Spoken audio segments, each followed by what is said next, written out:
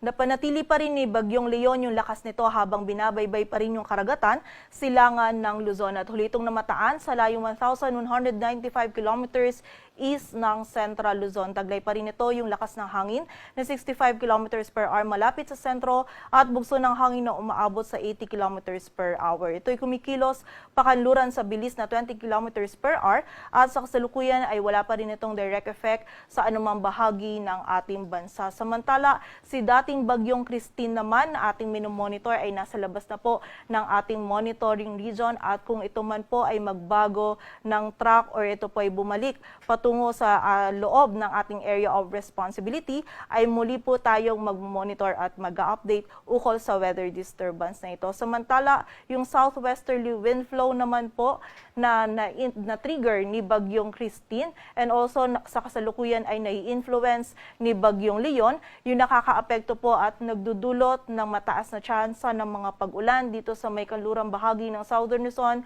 Visayas at Mindanao. So pag-iingat po para sa ating mga kababayan dyan sa posibilidad ng mga pagbaha at pagguho ng lupa. At ayon nga po sa ating latest forecast track analysis ni Bagyong Leon, patuloy po itong kikilos pakanluran hanggang bukas ng madaling araw bago po ito kumilos pa west-northwestward by tomorrow hanggang sa Tuesday early morning. And then nakita po natin na magsisimula na po itong mag-recurve at kikilos pa northwestward to north-northwestward.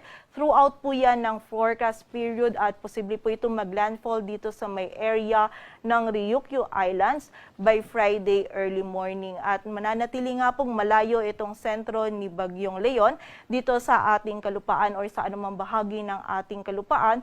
Ngunit mapapansin po natin dito sa ating forecast track na by Tuesday onwards is magiging mas malapit po ito dito sa may silangan ng extreme northern Luzon kung saan by this time yung outer rain bands po ni Bagyong Leon is posible pong mahagip at magdulot ng mga malalakas na hangin and also ng mga pag-ulan dito sa area ng extreme northern Luzon maging sa ilang bahagi pa ng northern Luzon sa mga susunod na araw. And also, hindi rin po natin inaalis yung possibility na sa mga susunod na araw is maging mas pakanluran pa po yung pagkilos ni Bagyong Leon. At kapag nga po naging mas pakanluran yung pagkilos nito is magiging mas malaki po yung area na mahahagip ng mga outer rain bands po nito. So continuous monitoring tayo at patuloy po na magantabay sa updates na ipapalabas ng Pag-asa. Samantala, nakikita din po natin na mag-i-intensify pa itong si Bagyong Leon into a severe tropical storm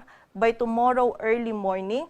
And nakikita din po natin yung possibility na magkaroon po ito ng period ng rapid intensification by tomorrow until Wednesday kung saan posible po nitong ma-reach naman yung typhoon category by Monday evening or Tuesday early morning.